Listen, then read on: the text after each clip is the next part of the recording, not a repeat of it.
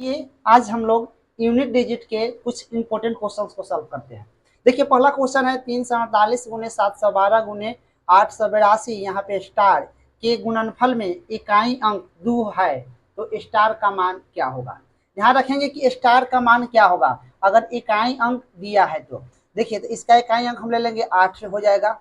इसका यहाँ 2 दिया है और यहाँ क्या दिया है स्टार दिया है। और ध्यान रखेंगे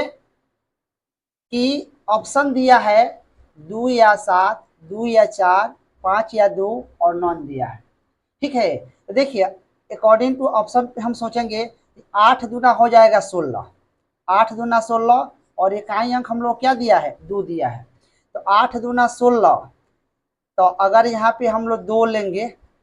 है ना, तो 6 8 दूना 16 6 होगा, 2 से गुना करेंगे 6 दूना 12 यानी 2 आ जाएगा। फिर उसके बाद 7 लेंगे, ये स्टार के स्थान पर हम लोग 7 लेंगे, तो 8 दूना 16 6 होगा, 7 से मल्टीप्लाई करेंगे 7 छक 42 यानी यहाँ 2 या 7 लेने से इकाई अंक क्या जा रहा है 2 आ जा रहा है, इसलिए आंसर क्या जाएगा 2 या 7। इसका आंसर ही अगर यहाँ 2 रहे यहाँ 7 रहे तो हम लोग का इकाई अंक क्या जाएगा 2 आ जाएगा, इसलिए ऑप्शन क्या होगा इसका ए होगा 2 या 7।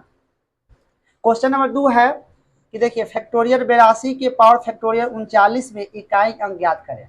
यानी फैक्टोरियल में भी है और फैक्टोरियल में इसका पावर भी है, तो इसका इकाई अंक ज्ञात करना है। ध्यान रखेंगे फैक्टोरियल 82 के लिए हम लोग लिख सकते हैं,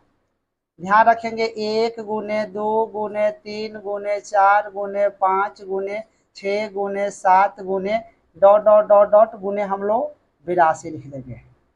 लिख देंगे और इसका पावर क्या है 39 है। एक बात इसमें हम ध्यान देंगे कि इसमें 4 5 20 आ रहा है ना, 4 5 20 यानी अंत में क्या आ गया 0, यानी पूरे ये मल्टीप्लाई हम करेंगे गुना करेंगे तो अंत में क्या आ जाएगा 0, और 0 के पावर अगर फैक्टोरियल में रहे या जर्नल फॉर्म में रहे उसका मान अंत में क्या आएगा 0 आएगा, इसलिए इसका आंसर क्या चला जाएगा 0 होगा, यानी ऑप्शन नंबर क्या जाएगा सी जाएगा। क्वेश्चन नंबर 3 बहुत इंपॉर्टेंट है ना, अगर कंसेप्ट क्लियर है तो सवाल ये मौखिक बन जाएगा। दिया है 2 के पावर 3 के पावर 4 गुने 3 के पावर 4 के पावर 5 गुने 4 के पावर 5 के पावर 6 गुने 5 के पावर 6 के 7 गुने 6 के पावर 7 के पावर 8 गुने 7 के पावर 8 के पावर 9। तो इसका हम लोग को इकाई अंक याद करना है।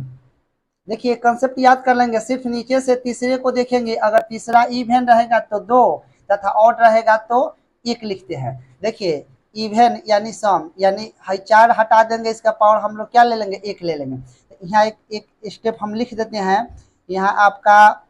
2 के पावर